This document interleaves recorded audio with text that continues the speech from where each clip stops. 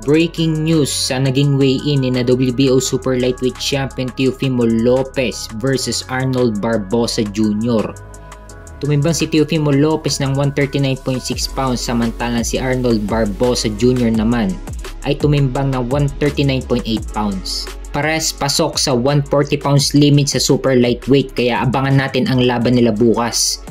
Nakataya dyan ang WBO Super Lightweight title na hawak ni Lopez. Hindi rin madaling kalaban si Arnold Barboza, huling dalawang laban niya tinalo niya sina Jose Ramirez. Panalo dito si Arnold Barboza via unanimous decision at tinalo din niya si Jack Catterall via split decision. So wag masyadong magpakampante dito si Lopez dahil pwede siyang ma-upset ni Arnold Barboza.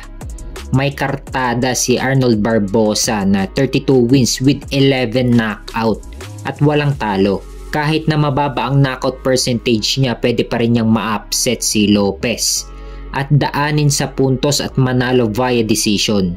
Samantalang si Lopez naman, pwede niyang ma-knockout si Barboza. Basta wag lang masyadong pakampante si Lopez or pwede rin makuha ni Lopez ang panalo via decision. May kartada si Lopez na 21 wins with 13 knockout at may isang talo. Nakuha niya ang isang talo niya kay George Kambosos noong November of 2021.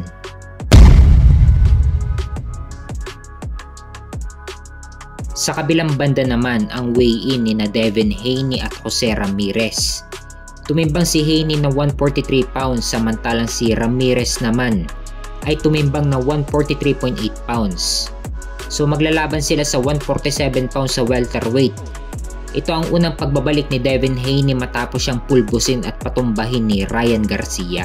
Former undisputed champion si Devin Haney sa lightweight at former WBC Super Lightweight champion.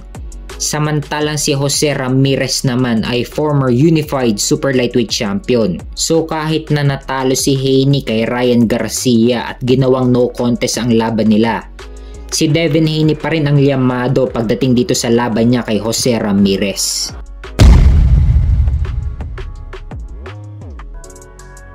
Sa kabilang banda naman, pagdating sa main event ang weigh-in ni na Ryan Garcia versus Rolly Romero.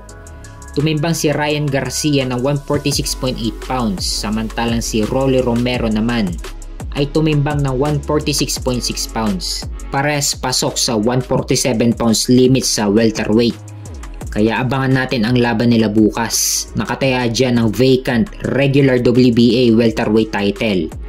Kung maipanalo ito ni Ryan Garcia, makakahawak na siya sa kauna-unahang pagkakataon ng major belt. At kung mapapansin natin, nakuha na rin ni Ryan Garcia ang timbang. Kasi ang dibisyon na talaga ni Ryan Garcia nasa welterweight na. Kaya hindi na rin hirap si Ryan Garcia na kunin ang timbang. Ngayon kung pares maipanalo ni na Ryan Garcia at Devin Haney ang laban nila, tuloy ang rematch nila sa October. Yan ang pinangako ni Turki Al-Sheikh at interesado din si Turki Al-Sheikh na ikasa ang rematch nila Ryan Garcia at Devin Haney.